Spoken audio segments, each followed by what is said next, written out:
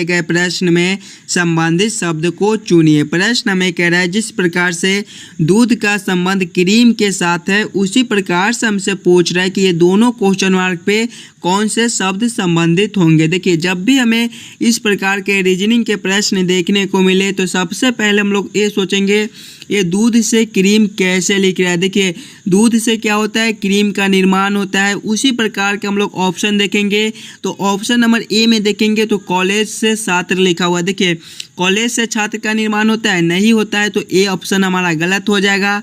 Option number B में देखेंगे तो चीनी से नमक लिखा हुआ है, चीनी से नमक का निर्माण होता है, नहीं होता है, तो ये भी ऑप्शन हमारा गलत हो जाएगा। ऑप्शन सी को देखेंगे तो मिट्टी से मिट्टी के बर्तन लिखा हुआ है। देखिए, मिट्टी से ही हमारा मिट्टी के बर्तन बनाए जाते हैं, यानी कि मिट्टी से ही हमारा मिट्टी के बर्तन को निर्माण होता है। जिस प्रकार से दूध का निर्माण, दूध के निर्माण से क्रीम बनते हैं, उसी प्रकार से हमारे मिट्टी के निर्माण से मिट्टी के बर्तन बनाए जाते हैं। यानी कि इस क्वेश्चन मार्क पे हम लोग मिट्टी को भरेंगे और इस क्वेश्चन मार्क पे दोस्तों हम लोग मिट्टी के बर्तन को भरेंगे। क्लियर है?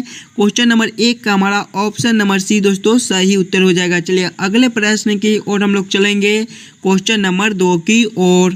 क्वेश्चन नंबर 2 हमारे श्रृंखला सीरीज से रिलेटेड क्वेश्चन है। एक श्रृंखला सीरीज दिया गया है और यहाँ पर क्वेश्चन मार्क है। इन्हीं क्वेश्चन मार्क पे दोस्तों कौन सी संख्या भरी जाएगी ये हमसे पूछ रहा है। देखिए, जब भी हमें श्रृंखला सीरीज से रिलेटेड क्वेश्चन देखने को मिले तो सबसे पहले हम लोग श्रृंखला को ध्यान से देखेंगे। देखिए, श्रृंखला हमारा किस प्रकार का है, पहले हमारा 2 है, 2 के बाद देखेंगे तो हमारा 3 है, 3 के बाद हम लोग देखेंगे तो हमारा 7 है, 7 के बाद देखेंगे तो हमारा 16 है, 16 के बाद हम लोग देखेंगे तो हमारा 32 है और 32 के बाद हम लोग देखेंगे तो हमारा क्वेश्चन मार्क है। ध्यान से देखिएगा श्रृंखला को, तो श्रृंखला आपका ऊपर की ओर बढ़ रहा है। जब भी हमें इस प्रकार के श्रृंखला मिले तो सबसे पहले हम लोग ये सोचेंगे ये 2 से 3 कैसे लिख रहा है। देखिए, 2 से 3 लिख रहा है, इसमें आपका +1 का अंतर हो जाएगा। आगे देखेंगे तो 3 से ये 7 लिख रहा है, इसमें आपका +4 का अंतर हो जाएगा। आगे देखेंगे तो 7 से ये 16 लिख रहा है, इसमें आपका +9 का अंतर हो जाएगा। आगे देखेंगे तो ये 16 से 32 लिख रहा है, इसमें आपका +16 का अंतर हो जाएगा।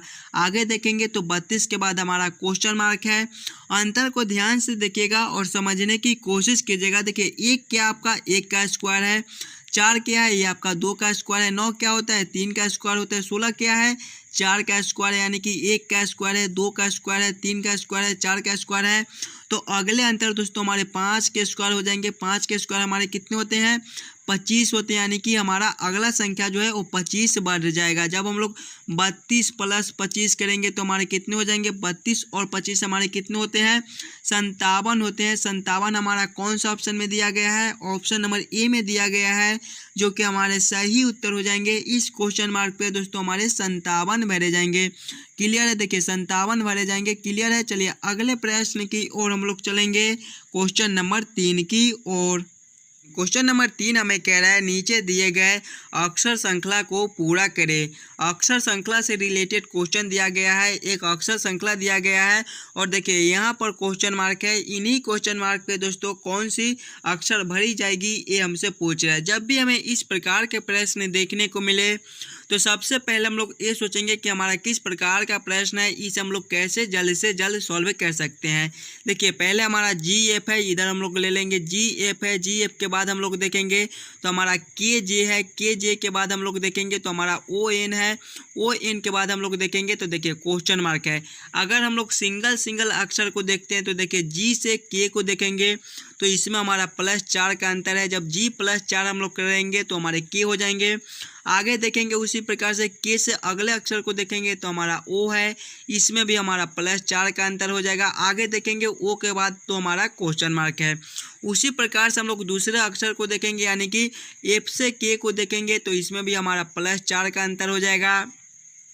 आगे देखेंगे J से N को देखेंगे तो इसमें भी हमारा +4 का अंतर हो जाएगा। तो वही सेम हम लोग करेंगे, यानी कि O से जब +4 करेंगे तो हमारे कितने हो जाएंगे, O +4 हमारे कितने होते हैं S होते हैं। आगे देखेंगे जब N +4 हम लोग करेंगे, N +4 करेंगे तो हमारे कितने हो जाएंगे R हो जाएंगे। कौन सा ऑप्शन में हमारा SR दिया गया है, SR हमारे ऑप्शन नंबर बी में दिए गए हैं दोस्तों, जो कि हमारे सही उत्तर हो जाएंगे। इस क्वेश्चन मार्क पे हमारे एस आर भरे जाएंगे। क्लियर है? अगर आपको किसी भी प्रश्न में कहीं पर भी कोई दिक्कत हो तो हमें कमेंट करते चलिएगा।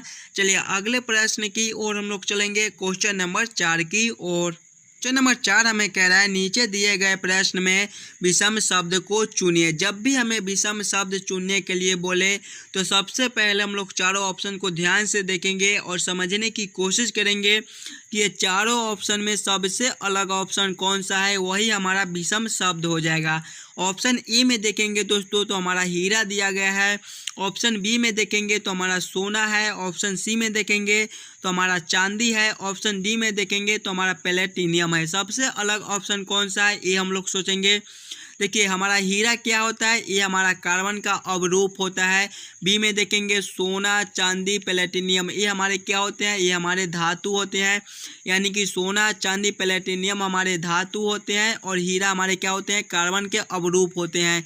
तो सबसे अलग हमारा कौन सा हो जाएगा, ऑप्शन नंबर ए हमारे हीरा हो जाएंगे।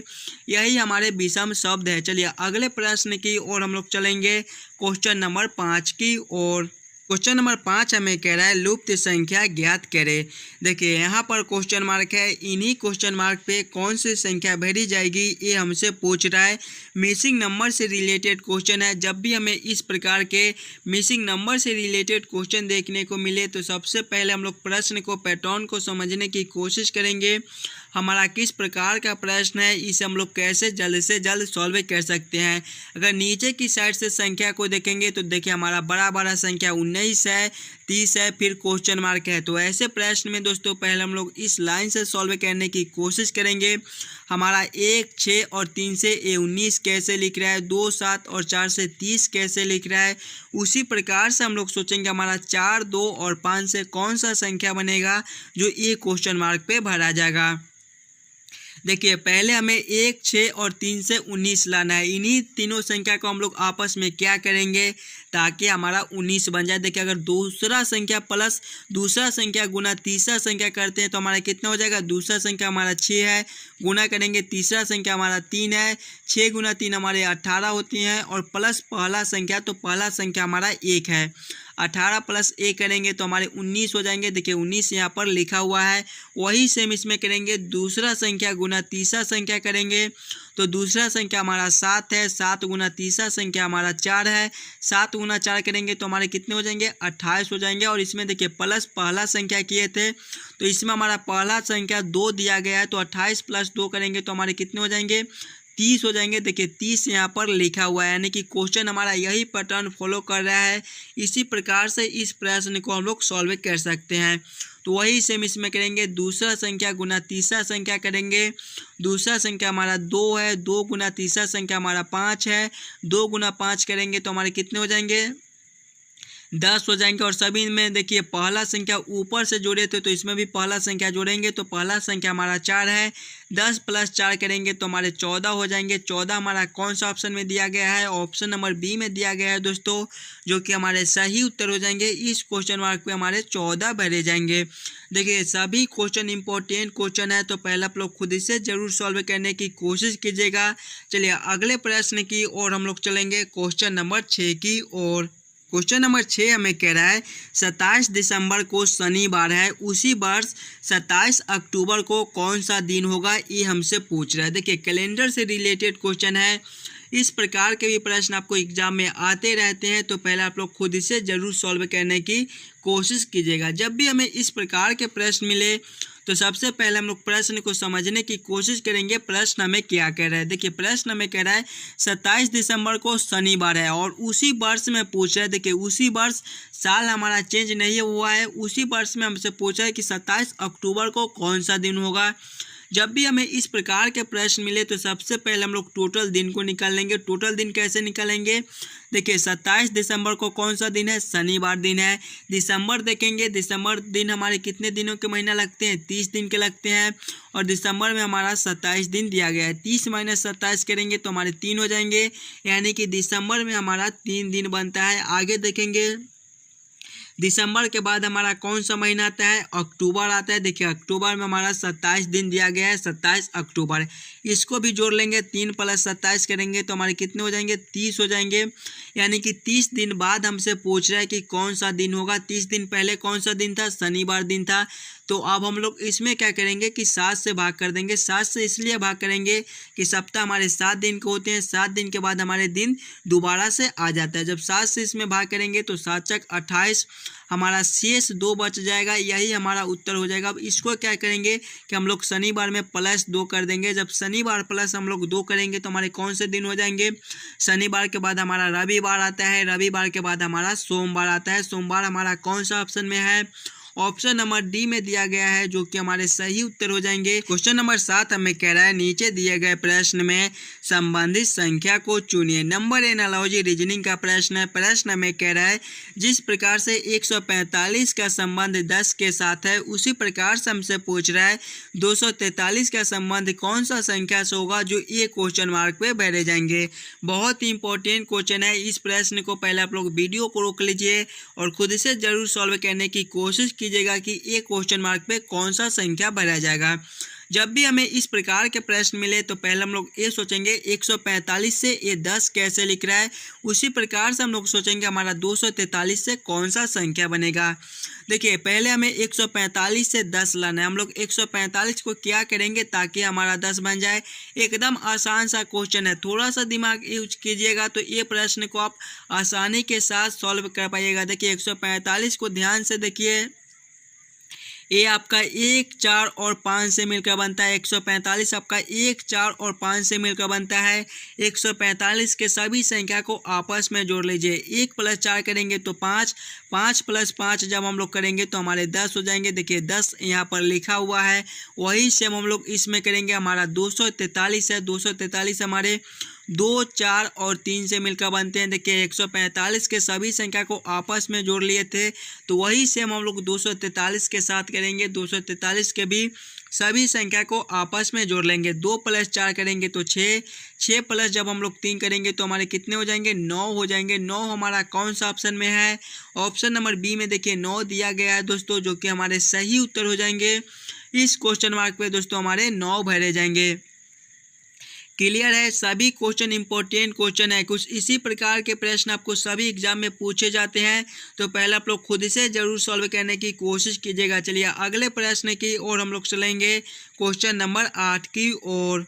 तो ये रहा क्वेश्चन नंबर 8। क्वेश्चन नंबर 8 हमें कह रहा है लेखन सामग्री पेंसिल और आलू, इसका वेन आरेख वेन डायग्राम किस प्रकार से बनेगा, ये हमसे पूछ रहा है।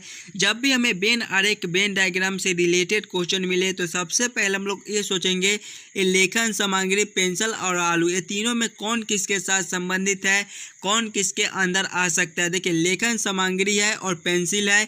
लेखन सामग्री के अंदर ही हमारे पेंसिल कलम सभी आते हैं। जितने भी लिखने का सामान होता है वो सारे हमारे लेखन सामग्री के अंदर ही आएंगे। और आलू ये हमारा सब्जी का नाम है, यानी कि ये हमारा सबसे अलग हो जाएगा। इसका वेन डायग्राम वेन आरेख हमारा कुछ इस प्रकार से बनेगा। इस प्रकार का वेन आरेख वेन डायग्राम कौन सा ऑप्शन में है, देखिए ऑप्शन नंबर डी में दिया गया है, जो कि हमारे सही उत्तर हो जाएंगे। क्वेश्चन नंबर 8 का दोस्तों हमारा ऑप्शन नंबर डी सही उत्तर हो जाएगा। चलिए अगले प्रश्न की ओर हम लोग चलेंगे, क्वेश्चन नंबर 9 की ओर। ये रहा क्वेश्चन नंबर 9। क्वेश्चन नंबर 9 हमें कह रहा है यदि ई बराबर 5 पेन बराबर 35 हो तो पेज बराबर क्वेश्चन मार्क, इन्हीं क्वेश्चन मार्क पे कौन सी संख्या भरी जाएगी, ये हमसे पूछ रहा है। कोडिंग डिकोडिंग से रिलेटेड क्वेश्चन है। इस प्रकार के प्रश्न आपको एग्जाम में आते रहते हैं, तो पहले आप लोग खुद से जरूर सॉल्व करने की कोशिश कीजिएगा। देखिए जब भी हमें इस प्रकार के प्रश्न मिले तो सबसे पहले हम लोग ये सोचेंगे ये ई से 5 कैसे लिख रहा है, पेन से 35 कैसे लिख रहा है। उसी प्रकार से हम लोग सोचेंगे हमारा पेज से कौन सा संख्या बनेगा जो ये क्वेश्चन मार्क पे भरा जाएगा। पहले हम लोग ई को देखेंगे, तो देखिए ABCD के क्रमानुसार देखेंगे तो ई हमारे 5वें नंबर पर आते हैं, तो ई से 5 लिखा हुआ है। उसी प्रकार से हम लोग पेन को देखेंगे तो पेन हमारे PEN से मिलकर बनते हैं। ABCD के क्रमानुसार देखेंगे तो पी हमारे 16वें नंबर पर आते हैं, ई हमारे 5वें नंबर पर आते हैं और एन हमारे 14वें नंबर पर आते हैं। सभी को आपस में जोड़ेंगे, 16 + 5 हमारे 21 होते हैं, 21 + 24 हमारे 35 होते हैं। देखिए 35 यहाँ पर लिखा हुआ है, यानी कि वही से हम लोग इसमें करेंगे। हमारा PAGE है, इसको हम लोग ले लेंगे। देखिए हमारा PAGE है, ABCD के क्रमानुसार देखेंगे तो P हमारे 16वें नंबर पर आते हैं, A हमारे पहले नंबर पर आते हैं, G हमारे 7वें नंबर पर आते हैं और E हमारे 5वें नंबर पर आते हैं। सभी को आपस में जोड़ेंगे, 16 + 1 हमारे 17 होते हैं, 17 + 7 हमारे 24 होते हैं, 24 + 5 हमारे कितने होते हैं 29 होते हैं। 29 हमारा कौन सा ऑप्शन में है? देखिए ऑप्शन नंबर C में दिया गया है, जो कि हमारे सही उत्तर हो जाएंगे। इस क्वेश्चन मार्क पे दोस्तों हमारे 29 बैठे जाएंगे। क्लियर है? चलिए अगले प्रश्न की ओर हम लोग चलेंगे, क्वेश्चन नंबर 10 की ओर।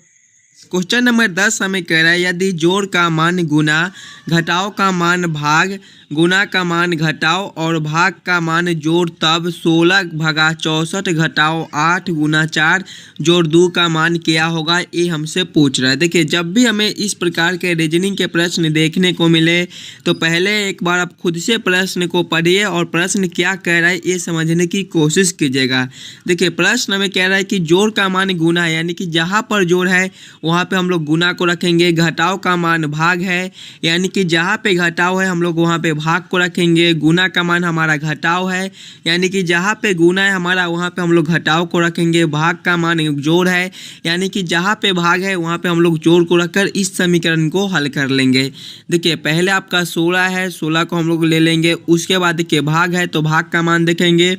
देखिए भाग का मान क्या है? जोड़ है, यानी कि यहाँ पर भाग के चिन्ह पे हम लोग जोड़ को रखेंगे।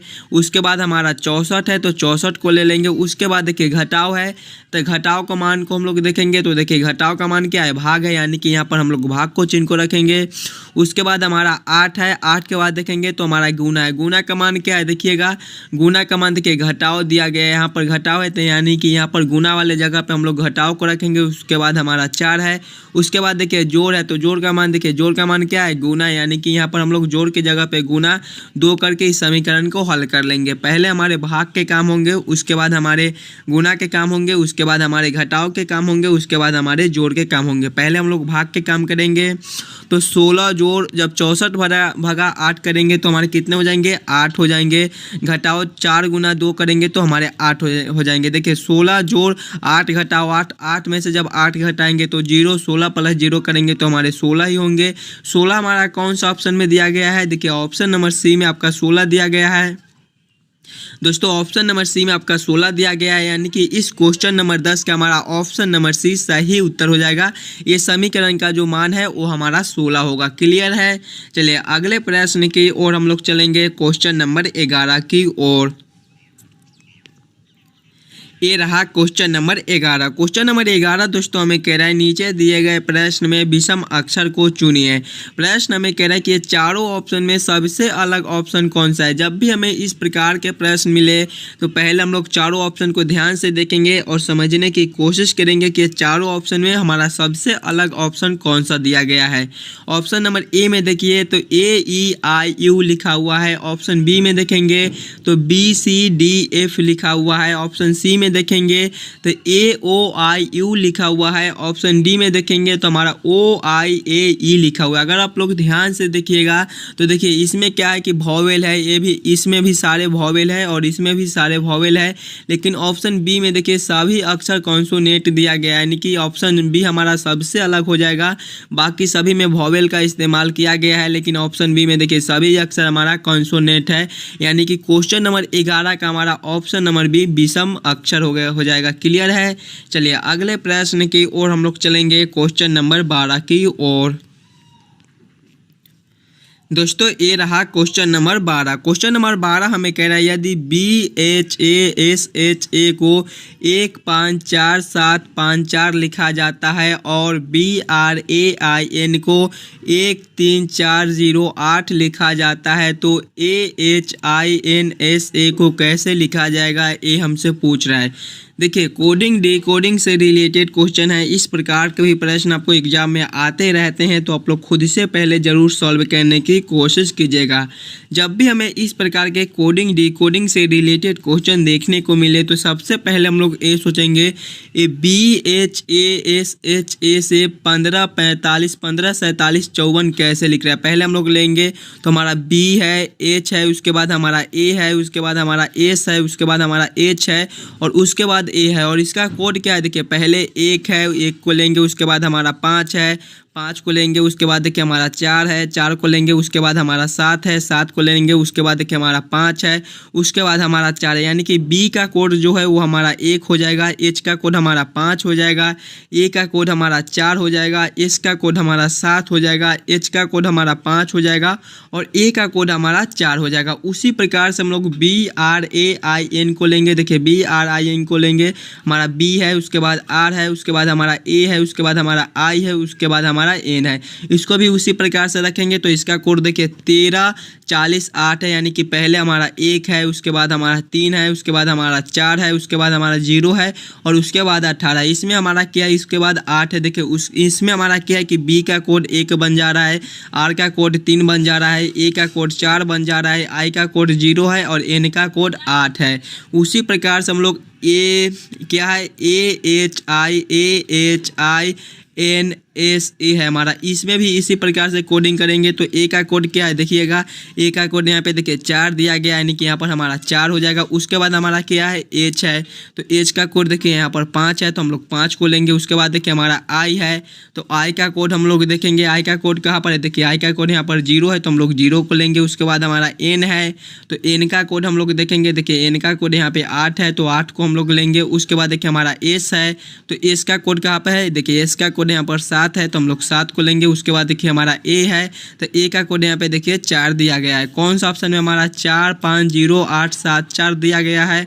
45 0 874 कौन सा ऑप्शन में है देखेंगे, 45 0 874 हमारे ऑप्शन नंबर डी में दिए गए हैं, जो कि हमारे सही उत्तर हो जाएंगे। क्लियर है दोस्तों। चलिए अगले प्रश्न की ओर हम लोग चलेंगे, क्वेश्चन नंबर 13 की ओर। क्वेश्चन नंबर 13 में कह रहा है, नीचे दिए गए प्रश्न में संबंधित अक्षर को चुनिए। प्रश्न हमें कह रहा है RBLP अनुपात SWMQ, जिस प्रकार से RBLP का रिलेशन SWMQ के साथ है, उसी प्रकार से हमसे पूछ रहा है GLRP का रिलेशन कौन सा अक्षर से होगा, जो ये क्वेश्चन मार्क पे बैठे जाएंगे। जब भी हमें इस प्रकार के रीजनिंग के प्रश्न देखने को मिले तो सबसे पहले हम लोग ये सोचेंगे RBLP से SWMQ कैसे लिख रहा है। देखिए पहले हमारा RB है, RBLP है, उसके बाद देखेंगे तो इससे क्या लिखा हुआ है, SWMQ लिखा हुआ है। ध्यान से देखिएगा, अगर हम लोग सिंगल अक्षर को पहले देखते हैं, यानी कि R से S को देखते हैं, तो इसमें आपका क्या कर दिया है, +1 कर दिया। जब R +1 हम लोग करेंगे तो हमारे S हो जाएंगे। उसके बाद देखिए V से W लिखा हुआ है, इसमें भी आपका +1 है। आगे देखेंगे तो L से M लिखा हुआ है, इसमें भी आपका +1 हो जाएगा। आगे देखेंगे तो P से Q लिखा हुआ है, इसमें भी आपका +1 है। यानी कि चारों अक्षर में +1 +1 +1 +1 कर दिया है। तो वही से हम लोग GLKP के साथ करेंगे। GLKP के सभी अक्षर में +1 +1 +1 कर देंगे। देखिए पहले हमारा G है, उसके बाद हमारा L है, उसके बाद हमारा K है, उसके बाद P है। सभी अक्षर में +1 +1 करेंगे। तो G +1 करेंगे तो हमारे क्या हो जाएंगे, G +1 हमारे H होते हैं। आगे देखेंगे तो हमारा L है, जब L +1 करेंगे तो हमारे क्या हो जाएंगे, L +1 हमारे N होते हैं, M होते हैं।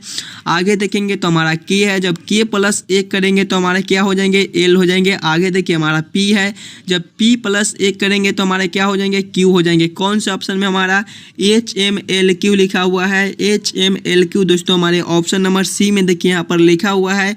यानी कि इस क्वेश्चन मार्क पे दोस्तों हमारे HMLQ भरे जाएंगे। क्लियर है। चलिए अगले प्रश्न की ओर हम लोग चलेंगे, क्वेश्चन नंबर 14 की ओर। क्वेश्चन नंबर 14 में कह रहा है, निम्नलिखित अक्षर श्रृंखला में कितने M इस प्रकार से उपस्थित है जिनके पहले W है और बाद में V दिया गया है। जब भी हमें इस प्रकार के प्रश्न मिले तो क्या पूछ रहा है कि कितने M इस प्रकार से जिनके पहले W होना चाहिए और बाद में V होना चाहिए। तो सबसे पहले हम लोग क्या करेंगे कि कितने M है वहाँ पे हम लोग टिक लगा लेंगे। तो देखिए एक M हमारा यहाँ पर दिखाई दे रहा है, एक यहाँ पर है, एक हमारा यहाँ पर है, उसके बाद हमारा एक यहाँ पर है, उसके बाद हमारा एक यहाँ पर है, उसके बाद देखिए हमारा हमारा एक यहाँ पर है और एक हमारा एम यहाँ पर दिया गया। अब हमें प्रश्न आगे क्या कह रहे हैं, देखिए पहले डब्लू होना चाहिए और बाद में भी होना चाहिए। इस वाले एम को देखेंगे तो पहले डब्लू है ना, ये पहले भी है, यानी कि इसको हम लोग काउंट नहीं करेंगे। आगे वाले एम को देखेंगे तो एम हमारा यहाँ पर है तो इसके पहले डब्लू है ना, यहाँ पे टी है, यानी कि ए भी हमारा गलत हो जाएगा। आगे देखेंगे तो हमारा एम यहाँ पर है तो इसके पहले डब्लू है ना, यहाँ पर भी है, यानी कि इसको भी हम लोग काउंट नहीं करेंगे। आगे चलेंगे तो यहाँ पर भी एम है, इसके पहले डब्लू है नहीं है, यानी कि इसको भी हम लोग काउंट नहीं करेंगे। उसके बाद देखिए यहाँ पर एम है, इसके पहले डब्लू है नहीं, यहाँ पर भी है, इसको भी हम लोग काउंट नहीं करेंगे। आगे देखेंगे यहाँ पर हमारा एम है तो इसके पहले देखिए डब्लू दिया गया है और बाद में भी दिया गया, यानी कि एक ऐसा अभी तक हमें मिल गया। आगे देखेंगे तो हमारा एम यहाँ पर है और पहले डब्लू है, डब्लू यहाँ पे दिया गया और भी इधर है नहीं है, यहाँ इधर भी डब्लू है, यानी कि इसको भी हम लोग काउंट नहीं करेंगे। तो कुछ इस प्रकार का हमारा सिर्फ एक ही है, यानी कि ऑप्शन नंबर सी हमारे सही उत्तर हो जाएंगे। एम के पहले डब्लू और एम के बाद भी बस इस प्रकार के एक ही बनते हैं, तो ऑप्शन नंबर सी हमारे सही उत्तर हो जाएंगे। क्वेश्चन नंबर 14 का ऑप्शन नंबर सी करेक्ट उत्तर हो जाएगा। चलिए अगले प्रश्न की ओर हम लोग चलेंगे, क्वेश्चन नंबर 15 की ओर।